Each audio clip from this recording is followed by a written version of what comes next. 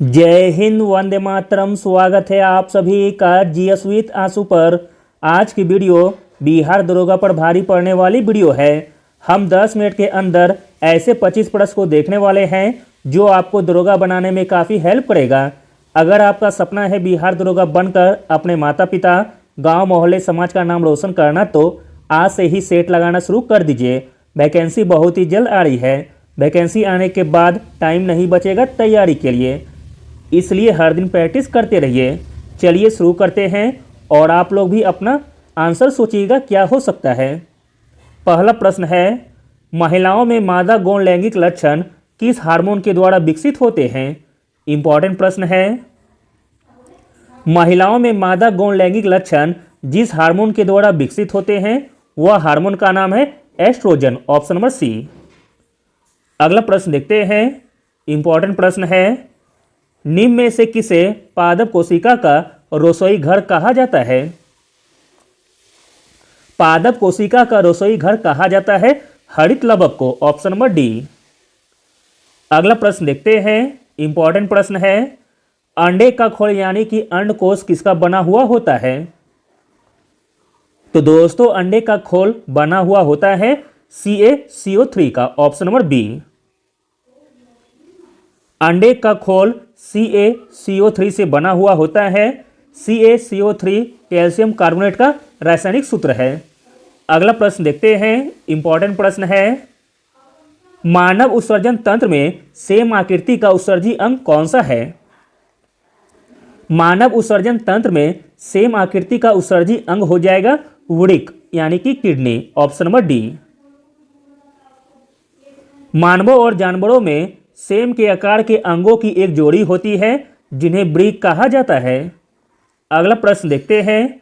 Important प्रश्न है, अनुसूचित जनजातियों के लिए लोकसभा में कितनी सीटें आरक्षित है? अनुसूचित जनजातियों के लिए लोकसभा में 47 सीटें आरक्षित है। Option number A. 15वीं लोकसभा चुनाव में अनुसूचित जनजातियों के लिए आरक्षित सीटों की संख्या 41 से बढ़ाकर 47 कर दी गई थी। संविधान द्वारा परिकल्पित सदन की अधिकतम शक्ति 552 है। अगला प्रश्न देखते हैं। इंपॉर्टेंट प्रश्न है, गंगा प्रदूषण में प्रदूषण की समस्या के समाधान के लिए कौन सी जनहित याचिका दायर की गई थी? आंसर है option number C, MC Mehta बनाम भारत संघ जनहित याचिका। 1985 में पर्यावरण वकील MC मेहता ने भारत के सर्वोच्च न्यायालय में एक जनहित याचिका दायर की जिसमें गंगा में प्रदूषण के बढ़ते खतरे के लिए सरकार और उद्योगों को जिम्मेदार ठहराया था। अगला प्रश्न देखते हैं। इंपॉर्टेंट प्रश्न है, किस देश ने 1914 में जापानी स्टीमर कोमोगाटा मारू के प्रवेश के लिए मना कर दिया था? तो दोस्तों, वह देश था कनाडा। ऑप्शन नंबर ए। अगला प्रश्न देखते हैं। मोस्ट इंपॉर्टेंट प्रश्न है और पहले भी पूछा गया है एग्जाम में। वायसराय की कार्यकारिणी परिषद में नियुक्त पहले भारतीय कौन थे? वायसराय की कार्यकारिणी परिषद में नियुक्त पहले भारतीय थे Satyendra Prasad Sinha. Option number B. अगला प्रश्न देखते हैं। इंपॉर्टेंट प्रश्न है, भारतीय संविधान का कौन सा अनुच्छेद कहता है संघ के लिए एक संसद होगी जो राष्ट्रपति और 2 सदनों से मिलकर बनेगी जिनके नाम राज्यसभा और लोकसभा होंगे?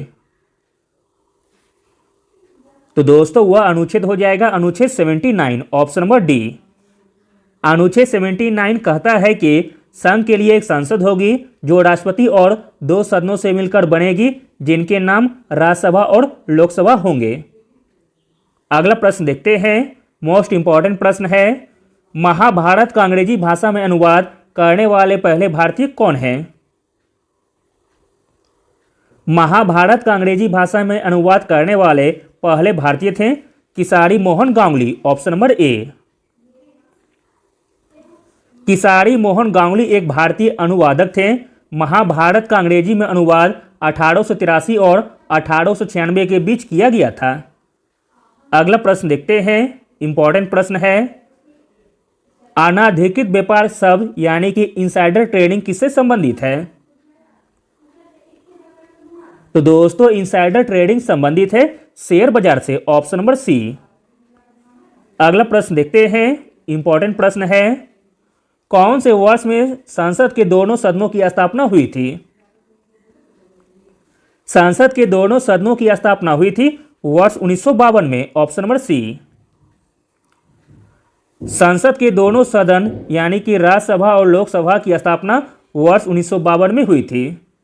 अगला प्रश्न देखते हैं, इंपॉर्टेंट प्रश्न है, भारतीय संविधान का कौन सा अनुच्छेद वित्तीय विधेयकों के संबंध में विशेष प्रावधान से संबंधित है? इंपॉर्टेंट प्रश्न है। तो दोस्तों भारतीय संविधान का अनुच्छेद 117 वित्तीय विधेयकों के संबंध में विशेष प्रावधान से संबंधित है। अगला प्रश्न देखते हैं, मोस्ट इंपॉर्टेंट प्रश्न है, घरेलू हिंसा के खिलाफ संरक्षण अधिनियम किस वर्ष पेश किया गया था? घरेलू हिंसा के खिलाफ संरक्षण अधिनियम पेश किया गया था वर्ष 2005 में, ऑप्शन नंबर ए। अगला प्रश्न देखते हैं, इंपॉर्टेंट प्रश्न है, मध्यकालीन भारत में सरजामी प्रणाली क्या थी? मध्यकालीन भारत में सरजामी प्रणाली थी मराठों के अधीन भूमि अनुदान प्रणाली, ऑप्शन नंबर बी। अगला प्रश्न देखते हैं, इंपॉर्टेंट प्रश्न है, निम्नलिखित में से कौन सा बौद्ध मठ हिमालय के अजंता के रूप में जाना जाता है? तो दोस्तों वह मठ हो जाएगा ताबो मठ, जो कि हिमाचल प्रदेश में स्थित है। अगला प्रश्न देखते हैं, इंपॉर्टेंट प्रश्न है, भारत को सस्ता हस्तांतरण के लिए वर्ष 1946 में ब्रेक डाउन योजना किसके द्वारा प्रस्तावित की गई थी? आंसर हो जाएगा option number B, viceroy lord Wavell के द्वारा।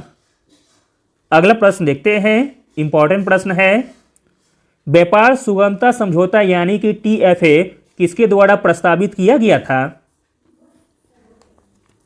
व्यापार सुगमता समझौता प्रस्तावित किया गया था विश्व व्यापार संगठन के द्वारा यानी कि WTO। अगला प्रश्न देखते हैं, इंपॉर्टेंट प्रश्न है, विकिरण की मात्रा को एक इकाई द्वारा मापा जाता है जिसे कहा जाता है? विकिरण की मात्रा को एक इकाई के द्वारा मापा जाता है जिसे कहा जाता है रुंटगेन, ऑप्शन नंबर बी।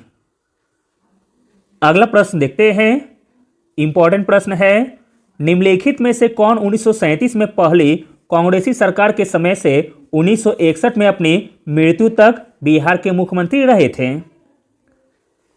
तो दोस्तों वह व्यक्ति थे Shri Krishna Sinha, option number B. अगला प्रश्न देखते हैं, इंपॉर्टेंट प्रश्न है, निम्नलिखित में से कौन बिहार में सर्च लाइट समाचार के संपादक थे? बिहार में सर्च लाइट समाचार पत्र के संपादक थे मुरली मोहन प्रसाद, ऑप्शन नंबर सी।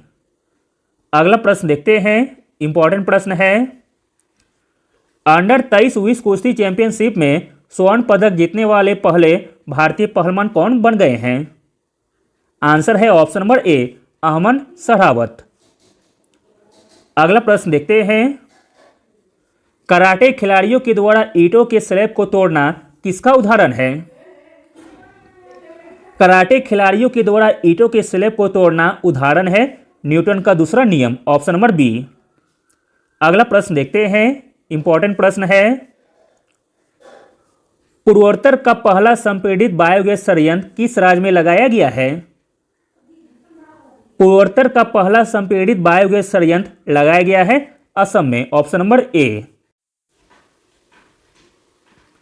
अगला और अंतिम प्रश्न देखते हैं, इंपॉर्टेंट प्रश्न है, ईरानी कप 2023 का खिताब किसने जीता है? ईरानी कप 2023 का खिताब जीता है शेष भारत की टीम ने, ऑप्शन नंबर ए। शेष भारत ने मध्य प्रदेश को फाइनल में 238 रन से पराजित करके 30वीं बार ईरानी कप अपने नाम किया है। Thank you.